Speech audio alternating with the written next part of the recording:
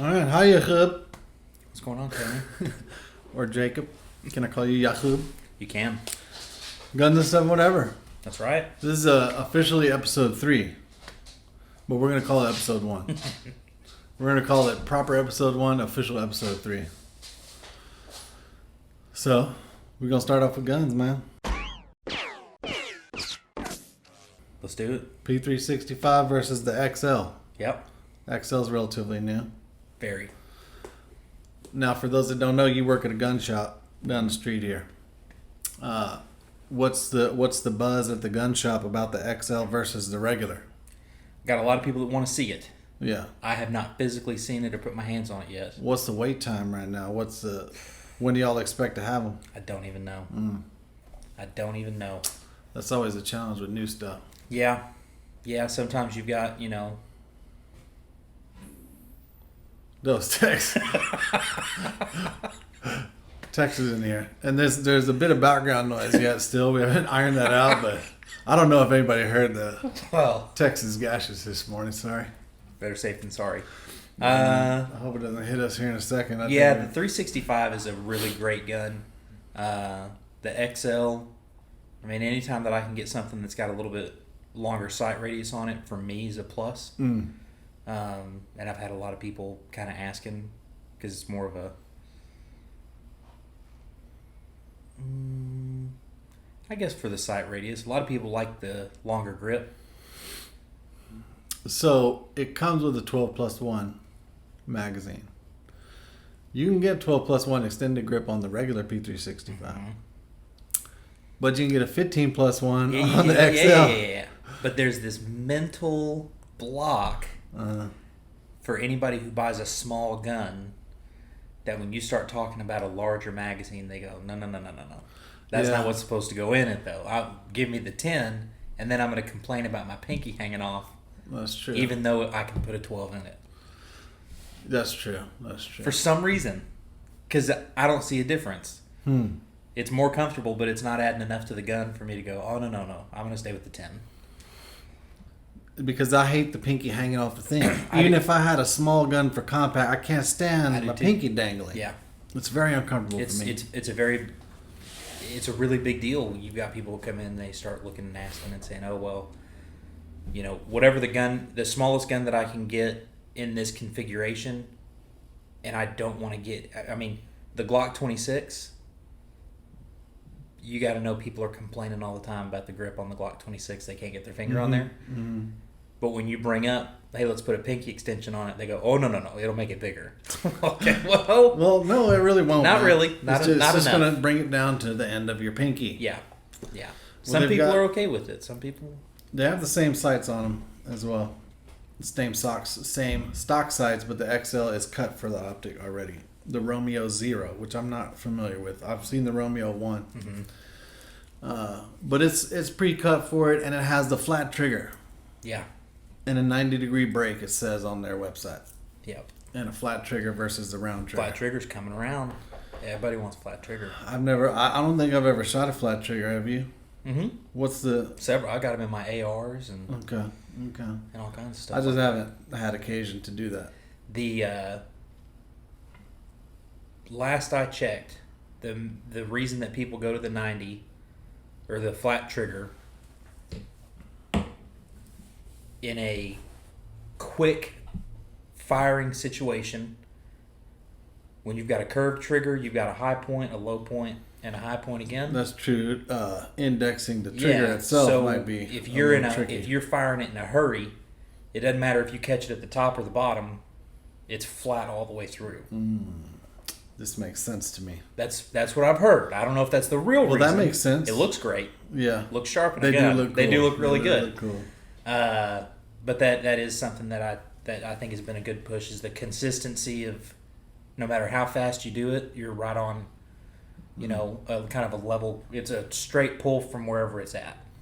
That makes sense. I never really thought about that. I guess that makes perfect sense to me. Well, I don't know. We'll be excited to see it, and of course we've got the molds for it, so we'll start making holsters for them too. So let's talk about stuff, man. All right, let's get into this stuff. Freaking El Paso shooting, man. Terrible. Over the weekend. Terrible. Scenario. So this guy, apparently he's from Allen originally. My understanding is he drove to El Paso to commit this heinous crime. And it's real horrible. And I know you already mentioned it once, and I think for me and most Texas gun people is the first thing that crossed your mind was, how was this guy at a Texas Walmart for 10, 15 minutes? I mean, he shot dozens of people, man. Yeah. And nobody took this guy down? Yeah. I don't understand that. I mean, it's hard for me to understand that because I know anywhere I go, there's at least 10 people carrying a gun. I feel relatively confident at that. A lot of people carry guns around here. Yeah. Maybe it's different in El Paso. I don't know. But it seems odd to me in Texas at a Walmart that there haven't been any reports yet, at least, of anybody trying to engage this guy or deter him in any way. Well, that's a good point. You know, there haven't been any reports of it.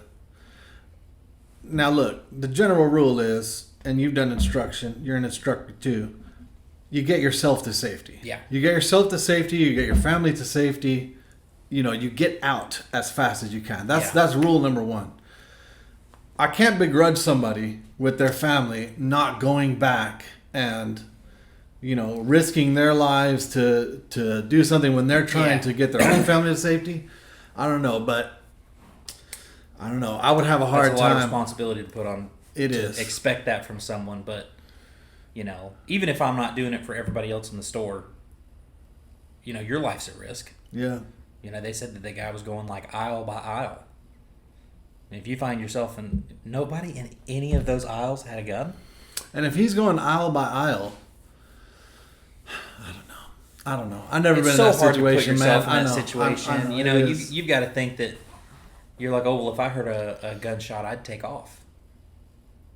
And it doesn't work like that, man. People probably heard the gunshots and what was that? Yeah, you know? wait, what and was then, that? Yeah, was and that then a backfire? Maybe panic starts to set in. Yeah. And, you know, you don't know where it's coming from, so you don't know if I go out this way, is he going to be down there? If I go out that way, is he going to be up here? How many?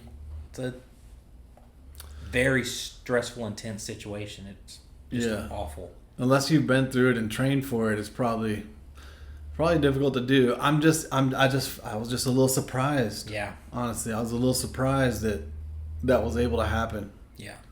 In Texas. At Walmart. At Walmart. Again, at Walmart. Bro, there had to be 20 people in there with a gun at least. Yeah. Had to be. Hundreds of people, man. You know, and that, I guess, you know, like you had mentioned, maybe they did have their guns. Maybe there were multiple people inside with their guns, you know, and it just wasn't. Maybe the situation was chaotic to the point that they really couldn't get to them, or they couldn't do anything, or weren't an opportunity to not get themselves injured or something. It's rough, man. Yeah, it's tough. Well, you know, they say thoughts and prayers. Mm-hmm. What else can we do? Well, not ban guns. That brings us to the whatever segment of today. Yes. So in our whatever segment today, I heard this morning. I heard it on the radio on coming in, and I haven't seen a lot about it. But my understanding is Trump is proposing a bipartisan bill for universal background checks. Now, my other understanding about this situation is this person, this crazy man that did this shooting, had no prior criminal record. Yep. He had no prior involvement with police. He was not on anybody's radar for any reason. Yeah.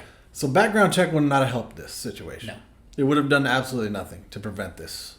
Because he was perfectly legal to buy a firearm. Mm-hmm. What do you think, man? What's Trump thinking about with this? What level are they going to go to next? Yeah. Well, I mean, background checks are already, you know, I think that they're pretty straightforward and pretty... Why don't we explain what the difference is between background checks as they exist today and universal background checks as people keep prescribing them? Do you understand the difference? You understand, don't you? I know, yeah. Yeah. It's just... I mean, the general idea is if anyone sells a gun to anyone for any reason, they have to have a background check done. So even individual to individual, right? That is where the private sale... Right. overhang over everybody is what kind of starts to stick.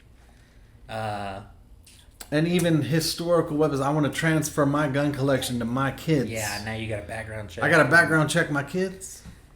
Yeah. And who's going to do the background check? So me and my kids got to go to somewhere to get a background check and then to pay the guy to do the thing. And then how often does that system work flawlessly? Oh, I mean, you can do it now. If you chose to, you could go to a gun store and say, I want to sell this gun to this person. And if the gun store offers that service, they'll take it in and then resell it to the individual, and they will conduct a background check in their computer section, because the FBI NICS system, if you're doing a sale or transfer of a gun, they actually have an option for private sales. It's just not common. People don't do it. Most of the transactions that I'm aware of are between, but that system's not available to individuals, right? You could, if you wanted to sell me a gun.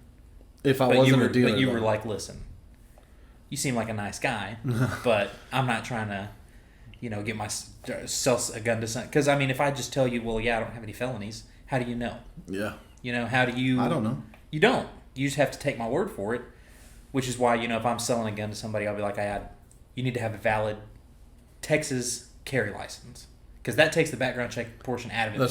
That's true. If you've got that, I know you're just as legally able to have it as I am. No background check. So that's a real easy way to just keep yourself on the right side of things. But if you wanted to sell me one and you were a little unsure, you could call around to a gun store and say, listen, I'm going to sell to another individual. I would like to get this guy background checked and checked out, but that's an extreme. I'm not selling guns to people I don't know often enough to do that. You know what I mean? Yeah, that's true. And swap so them, you go get you and your brother swap a gun or something, or you buy one for your dad for his birthday. You're not going to go, oh well, Dad, you need to fill out this background check because I bought you this gun for your birthday. That's true. It's an unusual scenario, man. Most people are not, like you said. Most people are not selling enough guns to where they need or to random strangers that they need to be concerned. And if they are, they probably are a dealer. Yeah. I don't know exactly what the regulation is on how many guns a year you can sell without a license, but at some point you're required to get a license if you're selling a lot of guns. But I don't know. Universal background check. Why do you think he's suggesting that? Just to seem like he's doing something? Yeah, I think that's the biggest thing. Because if you look at he, like you said, he didn't have anything that would have kept him, even in other multiple mass shootings. You've got people who took a gun out from underneath their parents' bed. Mm-hmm. Universal background check, not going to fix that. Mm-hmm. Mm-hmm. You have somebody who's never done anything wrong and completely legal to buy a gun. Not going to fix it. No. It's not going to do anything. Except for really probably just put a stress on people that are abiding by the law anyway, selling and transferring guns. Yeah. Or like we're saying, those little family transfers, the individual transfers to friends. Yeah, I think one of the main, maybe what they're thinking is, they always talk about the gun show loophole, which isn't really. It's not really a loophole because you have to do. Those people have never been to a gun show. Yeah, you have to fill out a background check at a gun show anyway. There may be one guy selling one gun in the corner. Everyone else is a dealer for the most part. Yeah, buying tables and setting up, and it's like operating a storefront. Just at a table next to some other storefront. Yeah. So I think that's probably what it is. It's just, hey, look, we did something. Is it going to prevent any other shootings or anything like that? No. It's not, man. It's not. And I could see where he could say, look, we're doing something, And it's probably one of those, of all the things you could do, I'd say universal background check. If we had to pick one, that'd probably be the one. Yeah, because it's really not going to affect anything. Yeah. Things like a registry and things like that, that's a bigger deal. But you're talking about universal background check, sure, okay. No one's going to do it. How are you going to enforce it? And it's virtually irrelevant anyway. Oh yeah, absolutely. Because people don't understand how many background checks take place already, and how many of these things wouldn't have made any difference at all. So I guess if we had to pick one, I'd probably choose universal background check. Maybe that's the reason. I don't know. maybe seem like he's doing something, but it's not really going to affect anyone. I don't know. Well, stack that up against all the other stuff that you could do. Magazine capacity restrictions. Nobody wants that. No. But also, if you stack it up against all the other stuff that you could do, not a lot of people are going to go for it. You can't go too far too fast. That's why nothing has been passed up to this point. Mm-hmm. You know, and I know it kind of also falls into, you know, give them an inch, they take a mile. Mm-hmm. So even though it's still, you're like, well, yeah, it is the lesser of anything that would affect us or anything, and it's not going to do anything to keep another shooting from happening. But then where do they go from there? You know, you say, okay, well, now we did this, and it made a bunch of people feel good. Let's keep this momentum flowing. What's this next little thing? Yeah, it could backfire too. They could say, Yeah. look, we did this. There And was then they do, another like, shooting. Yeah, and now they do the red flag deal. It like I made was no telling you. difference. Yeah. You know what I mean? So why? So let's not like none of this is really going to help. Yeah, it's going to be like a trial and error. Yeah, All right, we scratched this off the list, and we had another one. Mm-hmm. Let's work on this next one. Yeah. It didn't fix it. You know. Yeah. Yeah, I'm surprised about the red flag law suggestion. Yeah. That's pretty. But that'll be, which that's a terror. Any place that's been implemented already Oh, it's been horrible. hasn't resulted in anything good. No. It's resulted in the death of the civilian or the death of a law enforcement who's trying to enforce the law that they put into place. That's just a really dangerous option. It's an extreme. Yeah. It's an extreme jump. Yeah, it's a violation of your rights too, and Yeah, it is, man. I think people need to get a good understanding of what their rights are, Yeah. so that they can know when they're being infringed upon first. Yeah. This is true. This is the truth. Yeah. Universal background. I don't know if it's true that Trump is suggesting it. I can't imagine he's doing it without counsel. It's got to be one of those things. Okay, if we do this, it's like you said, it's the lesser of the rest of the things we could do. At least maybe it'll appease people. It's always the first thing people say. Well, it's always the first thing you hear left say in a gun debate. Universal background. Last check, the time very I first checked, thing. we're getting close to 2020. Yeah. So you better believe it has something to do with, you know, appeasing the masses or appeasing a certain group of people or trying to look like it's going to bring the two sides together. Man, I feel bad for any other shooting that happens in between now and then, because you know it's just going to get pushed and publicized like you wouldn't believe. Yeah. Just for someone's trying to have political gain from it. Yes, that's unfortunate. Unfortunately, you're probably correct. Yeah. Well, I guess we'll see. We'll keep an eye on this, man. I'm sure it's going to be in the news all day, every day, at least till next week. Yeah. So we'll see what happens. Yeah. Well, that's not bad for a first round of guns and stuff and whatever. No, not at all. You know, episode 3, official. Episode 1, Unofficial. unofficial. Episode 3, official. Episode 1. So, good times.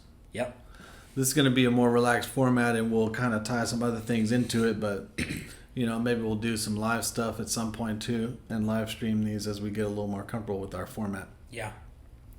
That'll be fun. Yeah, I think that's a good idea. Anything else you want to say today? Nah. We'll wrap it up. Good Monday. Be safe out there. Watch your back, man. Carry your gun. Carry if your you got gun. one. Carry your gun if you got one. No more excuses. No. Oh, well, I'm just running into the grocery store for some toilet paper. Yeah. Take your gun. That's where it happens. That's it. All right, man. Well, have a good week. We got to figure out a sign off of some sort. Okay. Yeah. We'll think about that. Yeah. All right, for right now, we'll just say deuces. That'll work.